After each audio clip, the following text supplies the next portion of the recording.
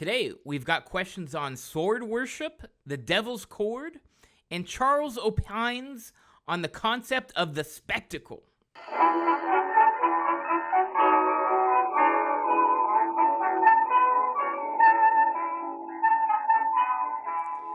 Welcome to another episode of Off the Menu. I'm your host, Vincent Franchini from Tumblr House, here with an ensconced Charles Coulombe. Ensconced? You're just chilling, you're so relaxing. Yeah. So I'm basically locked in. I've got my comfy chair back there. I'm just kind of like in the state of being at home, just not doing anything, not just chilling, basically. Yeah. Is that what you're saying? Yeah. Okay. Well, the worst things. I mean, I could be, I don't know.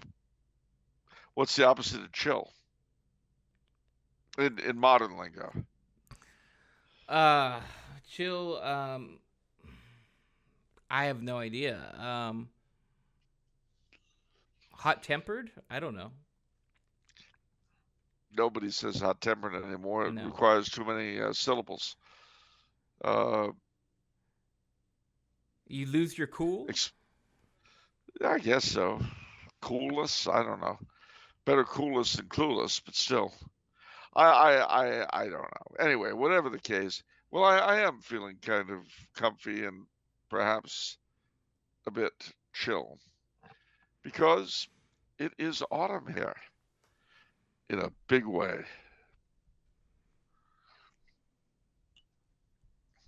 I mean, we are talking the falling leaves fall by my window. The autumn leaves, sorry. The autumn leaves fall by my window. The autumn leaves of red and gold. Yeah. And I can hear old winter's song. It's coming. Winter is coming. Winter? Winter is coming. Yeah, okay. Well, I'm kind of conflating Nat King Cole with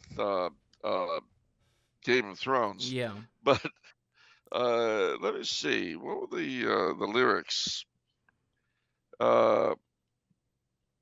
It's pretty neat.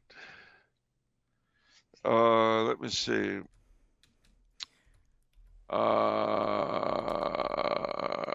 Let's see. We've got lyrics. For some reason, when you said all that, I thought of Stephen Foster's song "Old Black Joe." The way you enunciated it. No. Here it is. I misquoted. The falling leaves drift by the window. The autumn leaves of red and gold. I see your lips, the summer kisses, the sunburned hands I used to hold. Since you went away, the days grow long, and soon I'll hear old winter's song. But I miss you most of all, my darling, when autumn leaves start to fall. How's that? Excellent.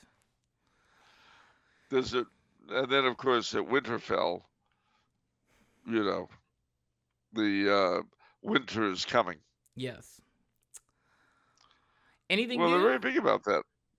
Anything new? Yeah, what's going on? What's going on with you? You had a busy weekend? weekend? A lot. I got a busy week coming up. Tomorrow is Monday, and here at the dear old ITI, it being October the 7th, I shall read for the delectation, I hope, of students and attendant faculty at the common dinner. I shall read Lepanto by G.K. Chesterton, which I'm really looking forward to. After that is Tuesday, And Tuesday's going to be a busy day. I've got to go to Vienna for a meeting. Then I've got to come back here to see the dentistador. Always great to see the dentist. But then on Wednesday, I fly back to my native land, to the United States of America, to Colombia, the gem of the ocean, God's country, the last best hope of mankind, the shining city on the hill. And I shall fly from Vienna to London in Old England to Boston in New England. And then I'll do the SPC conference in Richmond, New Hampshire for the first weekend. Then I will drift down slowly but gradually to New York City, see friends there, family, God willing, and then move on to Washington. For on the 17th, I'll be doing an evening with the October 17th. I'll be doing an evening with the Thomas More Society of America.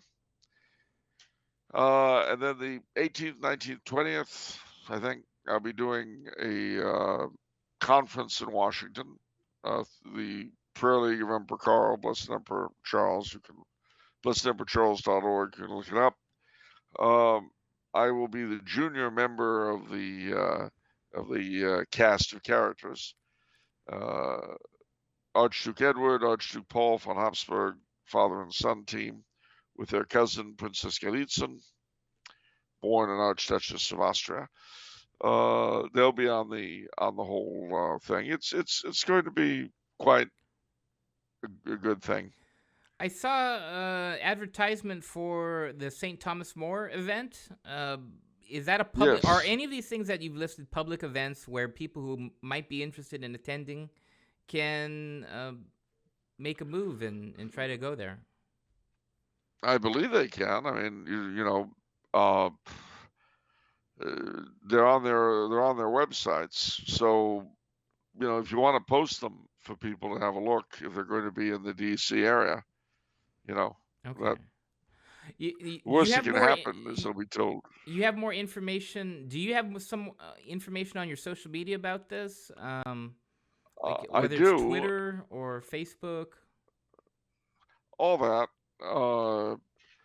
but let me just get to the. We'll do it in order of appearance. St. Thomas More Society of America. Let me see. The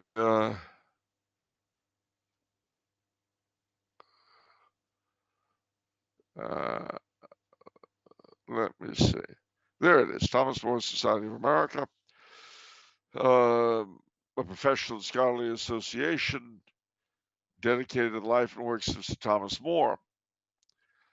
Upcoming event, October 17th, an event registration, an evening with Charles A. Coulombe, master of wit and wisdom.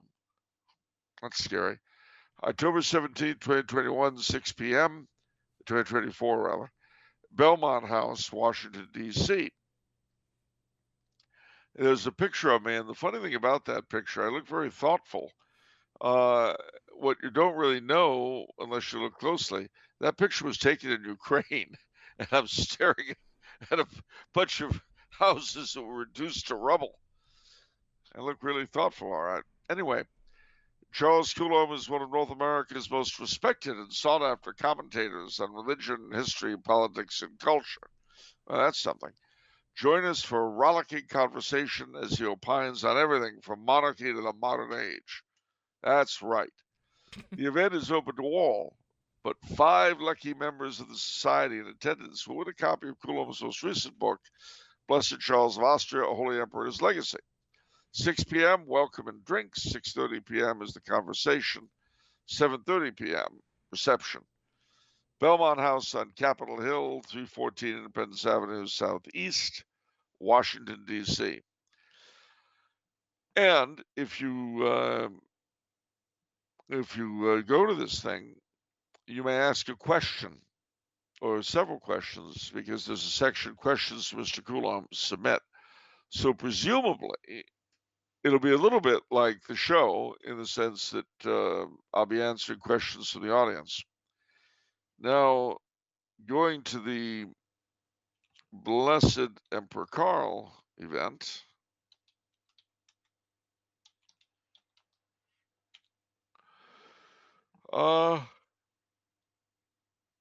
I can do this. Let me see. News, events, there we are.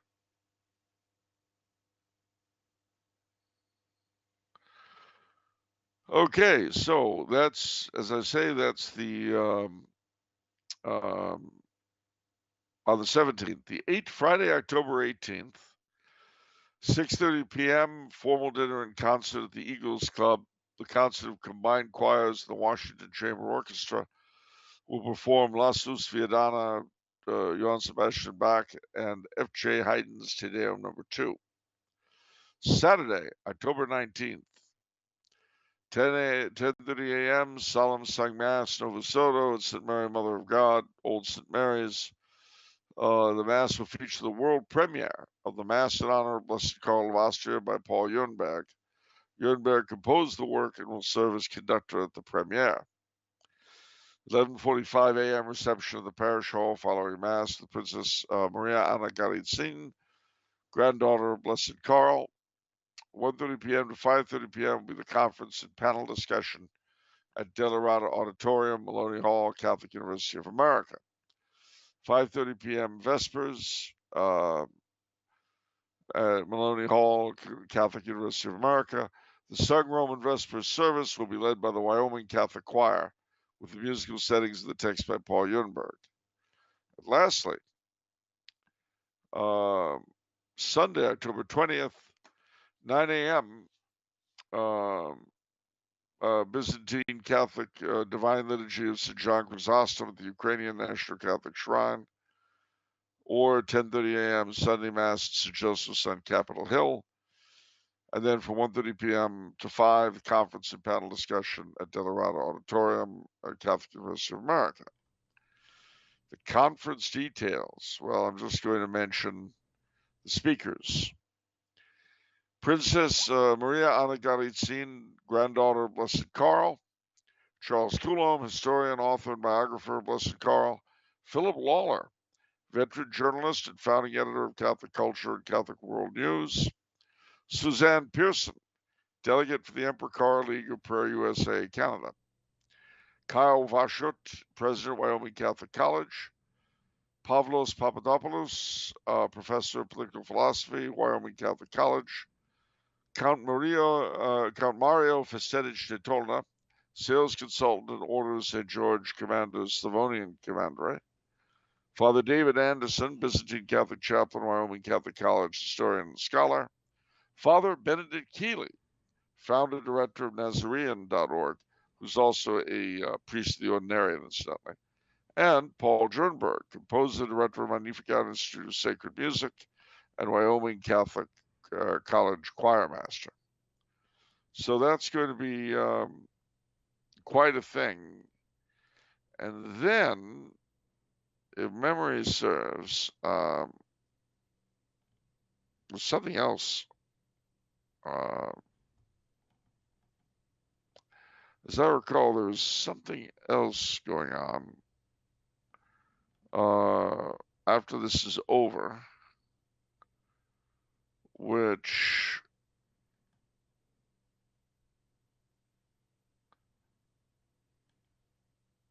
I forget what it is, but there's something else that escapes me. Anyway, so it's going to be a busy time, and then on the 24th, I will fly back to, or the 25th, I'll fly back to Austria. Alrighty. Sounds good. Okay. Well, I don't know. What don't you know? Well, stop and think about it. the chance to be in New England and then the Hudson River Valley in October, in the midst of the October country. It's pretty good. That's a pretty good deal, Charles. The extraordinary golden and red leaves, the orange, the salmon is driving down the road. Okay, don't need to rub it in. No, I'm just saying, going down the Hudson, past Sleepy Hollow, land of the headless horseman. I'm, it's autumn, very autumnal. And of course, you'll be looking to the sky, waiting for the deliciously blue sky color and the mellow golden sun tone that'll come when autumn finally does arrive in the Southland. And it will sooner or later, maybe mid-November, sometime like that. It'll get there. Takes its time, So you don't want to. All good things come in time. You don't want to hurry it up. You don't want to force it. Just you want to slowly, very very slowly. I mean, almost glacially shift into autumn. You don't want to be flashy about it like New England, where oh heavens, it's mid-September, we're in autumn now. No, no, no. You want to very very just slowly come out of the summer. Like maybe mid-October or something like that. You're so Maybe disingenuous, it's Halloween. breathtaking. It's actually breathtaking how disingenuous you are. All right. Disingenuous? Yes. Why do you call me disingenuous? Because you don't mean That's what you hurtful. oh yeah, take your time, all this and that. And you don't want to be the flashy New England, No, you want the conservative, restrained autumn. That doesn't throw its weight around. You want the autumn that's almost indistinguishable from summer until it's really autumn. Got you. Okay, good to know, Charles. All right. And you accuse me of being disingenuous. I feel so lucky and blessed now to have such a conservative, restrained autumn. All right. That's right. If only our state were conservative. Say, oh, look at me, pumpkins growing everywhere. Oh, look at my Indian corn. It doesn't say that. It's rather, you know what? This 95-degree weather, this 102-degree weather, you know what? It isn't any different from summer. It's quiet. It's self-effacing. It's deferential even to summer. You're just saying adjectives now. All right, let's do some questions. Just throwing out adjectives every which way. Well, I learned English, and I can use adjectives. All right, fine. All right. I do want to make, though, I do want, before we jump into it, I do want to make one particular note, one observation. I went to the March for Life in Vienna yesterday, in fabulous downtown Vienna. And of course, as is the case, all the ITI kids went out for it. But there was a bit of a fracas because in a sort of weird kabuki thing, small groups of Antifa demonstrators are allowed to, shake their groove things in designated protest zones along the line of march. Well, my moving crew, who put this place together, all but Ed Thoits couldn't make it, but everybody else was in on the deal on the March for Life. But at one point, young Uriah Tarek and Ryan Liebhaber, through the use of their own forms, they had black ink spilled on them by an Antifa munchkin, masked, of course, because, as cowards, they don't want to show their faces. But anyway, it ruined young Uriah's clothes. But the kids, they took the ink that was poured on them and drew crosses on their faces. I was unfortunately not witness to any of this. I was in a whole different part of the march. If I had been, I'll tell you, I would have been somewhat overwrought. But and I'm glad to say that Uriah and Ryan were able, by their mere presence, to keep some of the ladies from being inked up like that. But I admire very much our young men here. But what a bunch of nasty little losers the Antifa munchkins are. And the funny thing is, young Uriah always cracks me up. He's a great kid. I really really like the guy. But he had this, I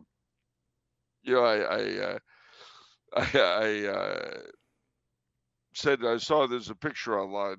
He's got the cross on his cheek. I said, I saw the pictures, brilliantly done. This is me.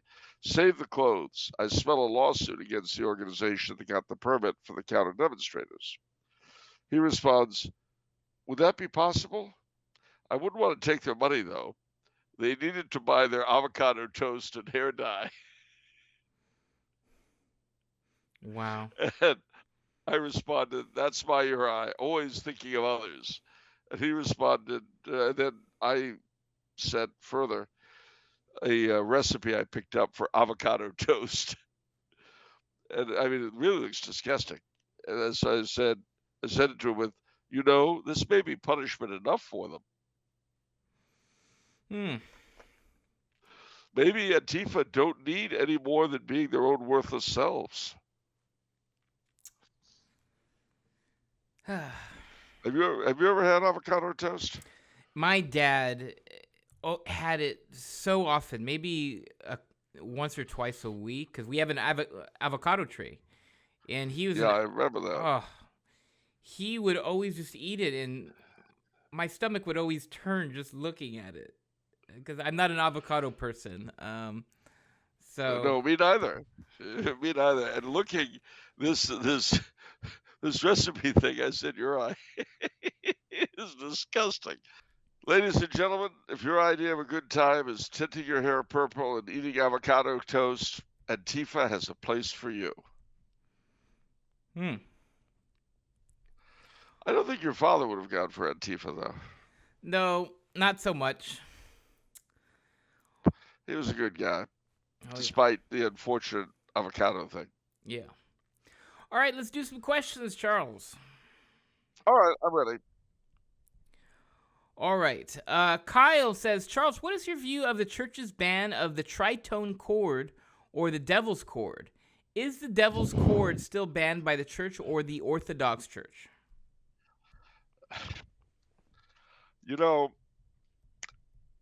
I had never heard of the devil's chord. I am not really a musician, even though you heard me sing The Autumn Leaves earlier. I am not much of a musician, but I played it, and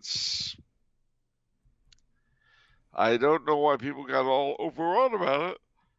I don't know if it's still forbidden. I don't know anything of the kind. I do know that it's been used by a lot of heavy metal people. And maybe if it's used a lot in heavy metal, probably it would not be appropriate for church music, would be my guess. But I emphasize it's a guess because I couldn't even tell you what it sounds like. Not really. I played some examples to try to get it. And I didn't see what it was all about, but that's me. Right. Kyle also says, Dear Charles, I was reading something a while ago about sword worship in medieval Europe. Pagans had their swords imbued with ancient deities. I heard that some Catholic knights adopted this but imbued their swords with saints and angels. 3 examples are Langrisser by one of the Holy Roman Emperors, and the Christ Blade, a sword that one of King Arthur's knights had, I think either Lancelot or Galahad, that was blessed and touched by the Virgin Mary, and of course Excalibur, which had the spirit of Gophanin. What can Charles tell us about swords and both Catholic and pagan mystic legends about swords? Well, obviously one of the foundational sword legends is not about Excalibur per se, but about the first sword that Arthur encountered, and that was the sword he drew from the sword and the stone. The sword he drew from the stone. And of course, as you know, the Disney song from the movie of the same name, the cartoon, stuck in my head from the time I was 3 on. You may remember it went, a legend is sung of when England was young, and knights were brave and bold. The old king had died, and no one could decide who was rightful heir to the throne. It seemed that the land would be torn by war, or saved by a miracle alone. When a miracle occurred in London town, the sword in the stone. And inscribed upon that stone in letters of gold were the words, Whosoever pulleth this sword from this stone is rightwise born King of England. But many men tried. They could not remove the sword from that stone. And so in time it was forgotten. It appeared that the miracle had not worked. Well, of course, as we know, it did. Young Arthur, the rightful son of Uther Pendragon, did indeed draw the sword from the stone. Later on, he would be handed a different sword by the Lady of the Lake, Excalibur. Similarly, his great paladin, Sir Lancelot du Lac, was also given a sword by his, well, not fairy godmother exactly, but the fairy woman who raised him. And these swords were, as you say, a thing of legend. I mean, Charlemagne had his sword Joyeuse, and his nephew Roland Durandal, a replica of which has just been stolen back in July. You're talking about your sword in the stone. It was literally that at the shrine of Our Lady of Rocamadour in France. It was stuffed in the wall. You'd have to climb up to get it, and somebody did and nicked it. So I felt very bad about that until I found out that it was a 19th century replica of the original. But still, it's a terrible thing to do. Swords were in both pagan and Christian times, given the many the difficult way it was necessary to make them, because they were not that easy to make. A really good, well-tempered sword that would do its job. They did have a certain amount of magic about them, and of course, latterly, sometimes relics would be put of the saints would be put in the sword pommel, which was quite something. And the breaking of swords was invoked, you remember, by none other than J.R.R. Tolkien in Lord of the Rings, when the sword of the Northern Kings, Narsil, was broken. And when it was time for Aragorn to resume to assume the place of his fathers, it was remade. It was reforged. Hence the poem of Tolkien's, all that is gold does not glitter, not all those who wander are lost. The old that is strong does not wither, deep roots are not touched by the frost. From the ashes of fire shall be woken, from the shadows a light shall spring. Remade the blade that was broken, the crownless again shall be king. Every set of crown jewels has a sword of state, at least one, sometimes several. And in the coronation rite, the sword plays a very important role in a number of them, including the Hungarian one that Kaiser Karl used. Is he drawing the sword and aiming in the four directions to show that the new king will defend his people against all comers. It's we have ceremonial swords to this day. There's certainly a magic about them that can't be explained on a purely rational or even historical basis. Hmm. Yeah, I'm looking up famous swords that changed history. One of the things that another one that came up is Tizona, and that is El Cid's sword. Ah, Rodrigo Diaz yeah, de Vivar. Yeah. yes, Rodrigo Diaz de Vivar, played by Charlton Heston in the movie, but here's the great Spanish national hero fighting the Moors. Hmm. And then Napoleon's sword, which is interesting. The Wallace sword. I didn't know they had the William Wallace sword, but apparently they do. Um, Oh, and then Joyeuse. Joyeuse, yeah, that was Charlemagne's sword. Yeah. And then There are two Cortana. claimants to be it. Yeah. Yeah, Cortana, the sword of state. It was blunt, Hmm. and short. Yeah, that's an unusual looking sword. It's got no point on it. No, it doesn't, and that's to show the peaceful aspect of the king's rule. Hmm. It's interesting. All right. Yeah, when you look into these things, you look at the kings and knights and all that, and then you contrast them with what rule is today. They don't use swords. They're just little old wizened crap people, garbage people, as my nephew Philip would say.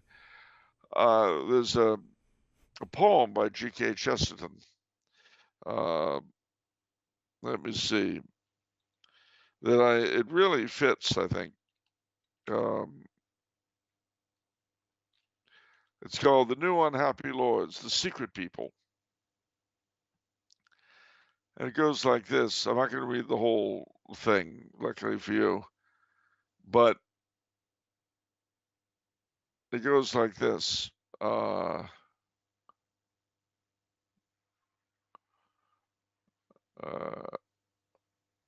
where is where is it? Where is it? Where is it?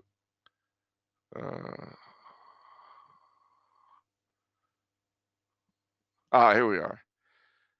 They have given us into the hands of new unhappy lords, lords without anger or honor, who dare not carry their swords. They fight by shuffling papers. They have bright, dead alien eyes. They look at our labor and laughter as a tired man looks at flies. And the load of their loveless pity is worse than the ancient wrongs. Their doors are shut in the evening, and they know no songs. hmm. Wow. Okay. Question from Helvicio, who says, "Dear Don Vincenzo and Sir Charles, I'm glad that Charles had a good time in Denmark. Maybe even enhyggeted, meaning a cozy time in English, Yes, but hygge is supposed to mean so much more in Danish. The yes. the story Charles told about Archduke Otto forgiving a dying Horthy was rather touching. It reminds one that we should never lose hope that someone may convert, even at the very last moment." Here's a few questions I have for Charles. The first question: someone in the prior episode remarked that the Norwegian monarchy might be over because of the turpitude of the heir apparent. However, I only know of one occasion where the immorality of a monarch led to his dethronement: the rape of Lucretia by King Tarquin the Proud of Rome. Are there any other occasions of European monarchs in pagan antiquity or in Christian times losing their thrones because of their immorality? Well, not per se that I know of. Although, of course, Edward VIII was forced to abdicate because he wanted to marry a divorcee. And the popular, whether it was truly popular or not, but the resentment against him for it was great enough to force him to abdicate. Uh, but other than that, no. And of course, I've never heard of a Republican regime being brought down by its immorality, which is a pity because it's sort of, uh, integral to Republican regimes. I mean, they're what they're about. Oh, but they're about immorality. It's the difference. The difference between a monarchy and a republic is the difference between a boarding house that sometimes has shady occupants and a bordello, which always does. Okay. Another question. The Roman Republic lasted from 509 BC to 27 BC, making it the longest lasting republic in world history. What was the secret to its longevity? I thought about that, and I think there are a number of reasons. Partly, it was definitely a civilization, was a culture that, in the beginning, definitely, to a great degree, operated according to the natural law, the old Roman virtues, and so on. Also, the Roman nobility were a real aristocracy for those very reasons, and not just an oligarchy.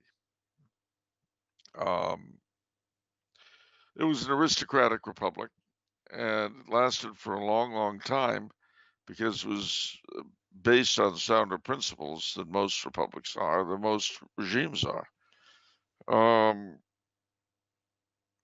But in the end, it succumbed to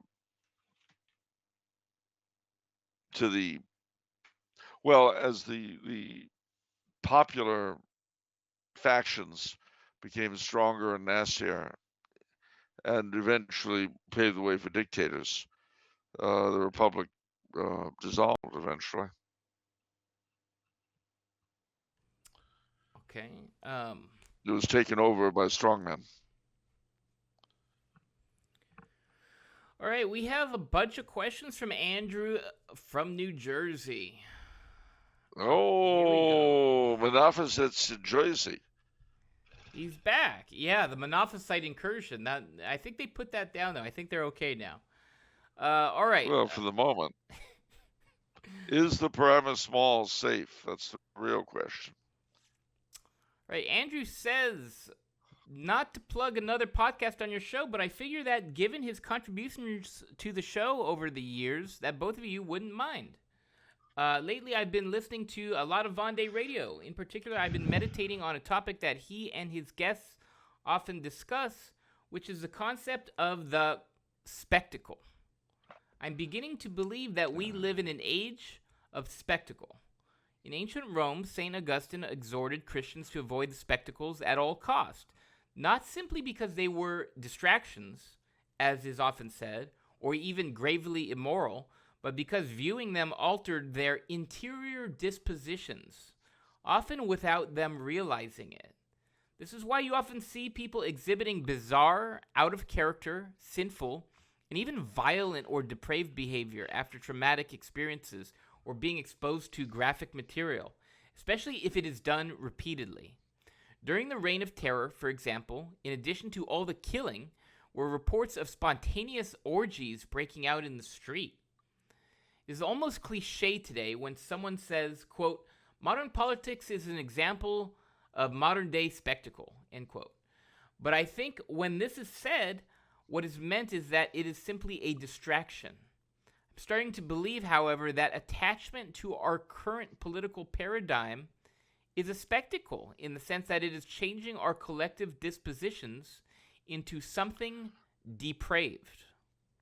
If you look into the characters of the 2024 election, each one has dubious connections to one or more foreign or domestic intelligence agency, security state contractor, Silicon Valley firm specializing in AI. The whole thing just seems like a fake propped up alternate reality designed to whip up everyone into a frenzy. For example, the other day Trump posted the St. Michael prayer, and I saw a video of a celebrity priest nearly sobbing with tears of joy over it. It is impossible to tell who is pushing this frenzy intentionally and who is simply caught up in the chaos themselves. But I know the devil is happy to use either one to further his ends. It is also very difficult to discuss any of this without sounding insane, which I think may be part of it as well. So, given all this, my questions are thus. We'll tackle this first question. Number one, does Charles agree that we are living in an age of spectacle? And if so, how should we stay sane inside insanity? Especially given that it seems to have swept up many figures in the church. Well, that is a good question, a very difficult one.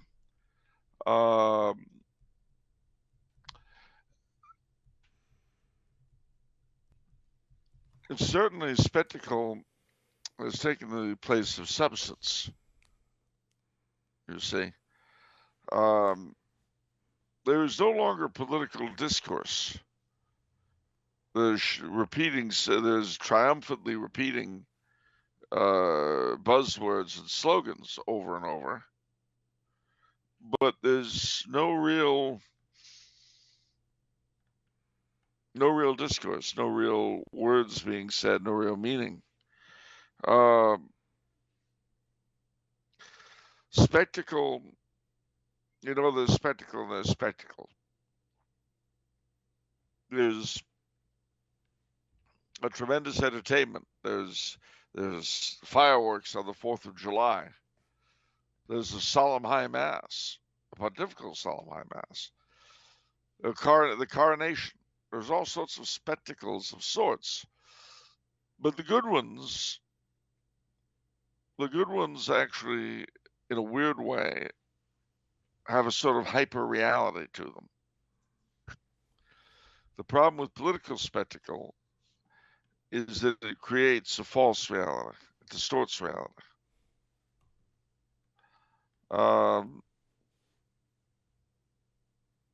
It's not something to be happy about. Okay. Is it wise to completely detach from the political spectacle, or should one always keep one foot in the shallow end of the pool to know what is going on? Wouldn't watching... Absolutely. Oh, he has a follow-up question. Wouldn't, quote-unquote, watching a little politics be akin to watching a little pornography, if it will ultimately end in distorting your soul? Well, if it would end in that, yes. But whether or not it would really end in that depends a lot on you and your grounding in the faith. I really couldn't say how much is too much. But I think it is important that we all remember that the political spectacle is secondary to reality. I mean, whoever wins on November 5th, you and I are still going to have to save our souls. Whoever wins on November 5th, it'll still be in the midst of the octave of All Saints, when we're supposed to make our daily pilgrimages to cemeteries if we can and pray for the dead for the sake of getting them plenary indulgences. That's real. The spectacle of the political is not. Now, does it poison your soul? Well, that depends on whether it poisons you. If it makes you more hateful, less joyful, to the proportion it does that, to that proportion, avoid it. I got Father Ripperger's permission to transcribe one of his talks, a talk that's incredibly important, problems in the traditional Catholic movement. And one of my, I feel like the most important passages in that, I'd like to read it because I think it's so important. Sure. He says, giving into the vice of curiosity by reading literature which affects our faith or affect us psychologically or spiritually is another problem you see among trads. And this is something that is clearly demonic because of the fact that it drives people to spend large amounts of time reading every last stitch of literature on how bad everything is. We have an obligation to protect our faith, and sometimes that even means avoiding people who tell us the truth, for which we are unprepared psychologically, spiritually, or intellectually. If reading this stuff drags you down, you've got to get away from it and stop reading it. We ought to be aware of the problems in the church, but you don't need to read too much for that. Seems like there's a new book every week almost, or there's some new article on how bad everything is. People say, Father, have you read this? Father, have you read that? I'm just like, I've seen it all. I don't need to read it to know it. And I'll ask these people, when was the last time you read a book on the saints? And they say, well, I find that literature boring or difficult. When was the last time you did any spiritual reading? Well, insta bed. By the way, have you read this blast book that come out? Oh, yeah, I've read that 3 times already. Love that book. Well, what's that mean about your spiritual life? So I thought that was really... I always try to fall back on that from Father Ripperger. So that's part of it. It's true. Yeah. Yep. Let's see. And third question from Andrew. He says, if it is all a big spectacle, is there any chance of the national political situation ever improving by any human means? Or will it take an act of God to fix things in a way we cannot imagine at this time? Ultimately, yeah, I agree. Ultimately, I think that's what it's going to take. The political system cannot be fixed as it is by its own internal workings. Well, to me... Now, mind you, what that act of God might look like, that's a whole other story. It could be anything from a real COVID to the Civil War to the rise of a strongman. It's hard to say. But God speaks to us usually through history. Wouldn't our... I'm remembering a Solange Hertz line, and this was... She threw this at the church, but really it applies to a lot of situations where the church gets in trouble when it seeks political solutions to spiritual problems. And to what extent is the political problem in America the result of a spiritual problem? I mean, to say it a different way, I mean, the majority of America is probably in a state of habitual mortal sin, not in a state of grace. Yeah. What do you want from that, Andrew? You know what I mean? Like, what? I'm reading a lot of... Garbage in, garbage out. Garbage in, garbage out. I mean... What do you expect from that group of people where God is not living inside of them? I'm reading a lot of mystics lately. I'm reading Sister Josefa Menendez, I think. She's I think the Carmelites like her a lot. But I'm reading her, and God has her suffering a lot to save some of these other people who have consecrated themselves to Him, and she's suffering to help them. And Jesus says, we either have to to fix this, or I'm going to leave them to their own devices. So that's the punishment. That's like God's not with you anymore, where I'm just going to let you screw yourself up more and more. And that resonated with me, because that to me is the story of America. It's God punishing us and saying, you know what? I'm just going to leave you to your own devices. Yeah. So, all right. Last question from Andrew. What are some tangible things we could do to detach from the spectacle? What have Christians done in the past? Well, for starters, focusing on the real spectacle, on the Mass, etc., is always wise. Go to daily Mass if you can. Because remember, when you go to communion, you've heard me say it before, it's the closest to heaven, the closest to reality you could get on this side of the grave. So try to make as more and more and more of the Mass the center of your life. And the same with, private devotions, the Rose of the Sacred Heart, Precious Blood, and all the rest of it. Try to Focus on the things that really help you in life as opposed to this other stuff. My nephew Philip had an interesting thing to say in the family chat room, if I can find it quickly. I thought it was interesting. He made what I consider to be a really, really good point. But my nephew, here we go. I got it. Here's my nephew Philip's comment in the family chat room. The purpose of media is to make every problem in the world your problem and to replace your real problems with conflicts that do not concern your day-to-day life. This is the mind virus. Social media, YouTube, news media, it all serves the same purpose to occupy your mind and make you care and to distance you from what really matters. So goes the society. So, bravo for you, Philip.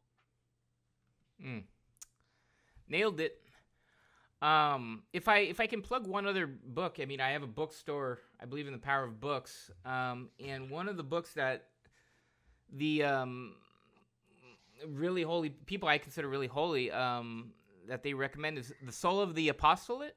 Have you heard of this book? Yes. The Soul of the Apostolate. I've read it. By Dom Jean-Baptiste Chardard. And some of the things that talks about is the preeminence of the interior life over the active life, dangers of the active life for you and your apostolate. So he really hammers in the interior life is truly above everything else. And I think that the same principle applies to politics, you know, when we think of what is going to move the world. But I just wanted to read one sentence, my favorite sentence from the book, because it's the most intense sentence I've ever read in my entire life. And it's so important to hang on. He says, there is no metaphor capable of giving any idea of the infinite intensity of the activity going on in the bosom of the Almighty God. Let me say that again a little bit quicker. There is no metaphor capable of giving any idea of the infinite intensity of the activity going on in the bosom of the Almighty God. And he made so many brilliant points where he said, you know, Jesus spent 30 years praying and 3 years doing.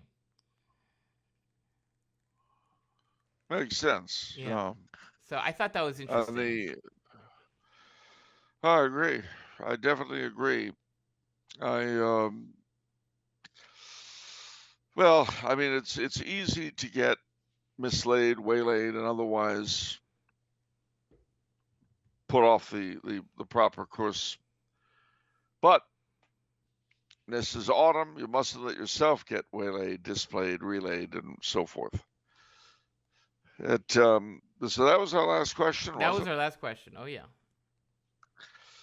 Well, next week I'll be bringing a trusty laptop with me. Okay. So if all goes well, we shouldn't have any trouble doing this. We've done it years before from Massachusetts. And then the following weekend from D.C. And then I'll be back here. Think of that. 3 weeks from now. And I'll be re-ensconced in my little home. Safe in the cool autumn winter. The cold of an Austrian autumn night. Oh, heavens. You know, in just a little while, I'm going to move from this chair after we ring off and sit in my comfy chair for a little while. And then I'll extract myself from that and go to bed. And I'll pull the warm covers up over myself in this slightly chilly atmosphere. And I'll be so warm and comfortable in my autumn bed. You know, doesn't it make you wish you were in a warmer climate? Be careful what you wish for. I didn't say me. I don't wish I was in a warmer climate. I'm happy. I mean, does it make you wish that, you know? I'm enjoying all that warmth right now.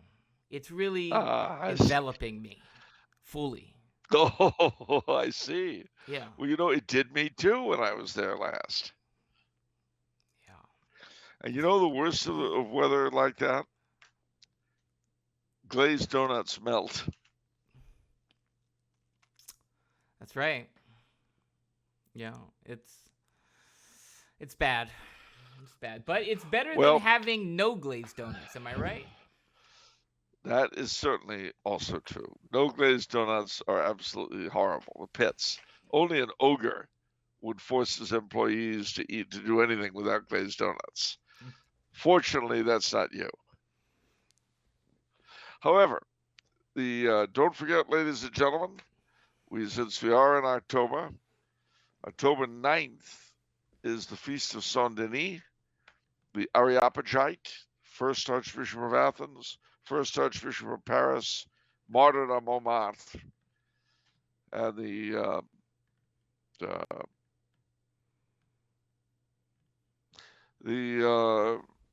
fellow whom St. Paul the Apostle knew. But wait, there's more. As October rolls along, October 12th is the Feast of Our Lady of the Pillar. And you know what that is? What? The real Columbus Day. Oh, very good. And let's not forget that while this coming day, tomorrow, is it's the first or second Monday in I guess last Monday was what day? Was Monday the 1st? Last Monday was the 30th. Ah, so this is only the first Monday in the month in a week. So when you see this show, you're going to see it on Columbus Day. We're going to honor the memory of the great navigator and the gallant crews of the 4 ships he brought across the Atlantic. Well, I guess, wow. So what is it if it's Monday? It's Columbus Day, I guess. And the ship you save? I don't know. Go ahead and answer that one, Charles. Maybe one of his. I don't know. But no, you know the 4 ships he brought across. The Nina, the Pinta, the Santa Maria, and what's the fourth one? Well, the Nina, the Pinta, the Santa Maria reached the New World, but the Kowalskis sailed off the edge of the earth. I have no idea what that means. The Kowalski? Lost in all hands. The Kowalski, yeah, it was his polar ship. Okay. So the other 3 crossed the ocean, but the Kowalskis sailed off the edge of the world. All right, Charles, what is it if it's Monday? It's off the menu. And what about the soul you save? It may be your own. See you next time, everyone. See you later.